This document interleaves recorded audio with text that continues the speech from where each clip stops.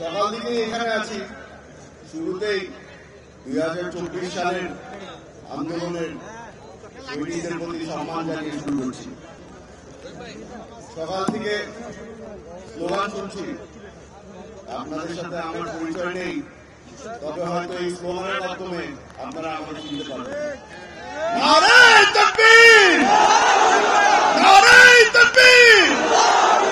নারে তাকবীর! গত 16 বছর ধরে এরকম প্রোগ্রামে আসার অনেক চেষ্টা ছিল, আসতে পারিনি।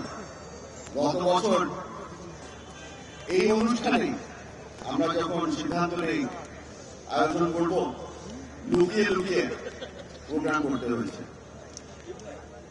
আপনারা জানেন 16 বছর ধরে আমরা বারবার করে একটা কথা শুনে আসছি, গুম, খুন আর মামলা শেখ হাসিনার প্রিয় জিনিস।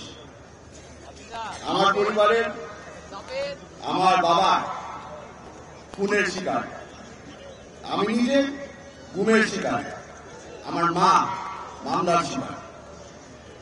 হয়তো এখানে অনেকেই আছেন আপনারা যাদের পারিবারিক অবস্থা প্রায় একই।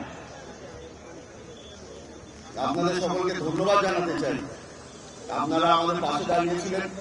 আমার মতো যেই পরিবারগুলার প্রায় ধ্বংস হয়ে যাওয়ার পর্যায়ে চলে এসেছিল, আপনারা সাহায্য করেছেন, পাশে দাঁড়িয়েছেন, আশ্রয় দিয়েছেন।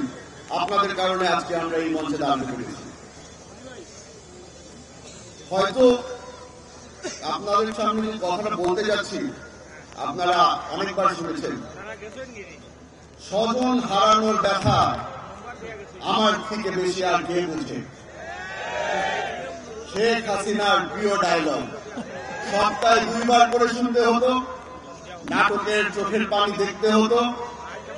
চেষ্টা করত উনি বাংলাদেশের মানুষকে নরম করার।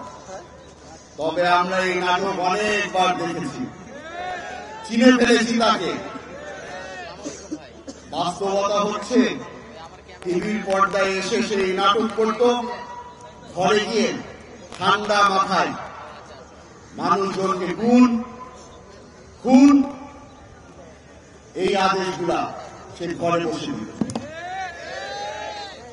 আপনারা আজকে এখানে এসেছেন কারণ আপনারা জানতে চান যে আগামী বাংলাদেশ কিরকম হবে। আগামী বাংলাদেশে আমরা যা দেখতে পাচ্ছি, সামনে কিছু বিপদ আছে। আমাদের পাশের দেশ আপনারা দেখেছেন, বারবার করে বলে অবৈধভাবে কিছু বাংলাদেশিরা ভারতে ঢুকে পড়েছে, তাদেরকে ভারত থেকে বের করে যেতে হবে। ক্ষমা করে দিবেন, তবে আমি তাদের সাথে একমত। অবৈধভাবে আওয়ামী লীগের নেতারা বর্তমানে ভারতে আছে, তাদেরকে তাড়াতাড়ি বের করে দিলেই ভালো। আমরাও চাই তারা বাংলাদেশে ফিরে আসুক। তাদেরকে কাঠগড়ায় না দাঁড়ানো পর্যন্ত আমার বাবার আত্মা শান্তি পাবে না।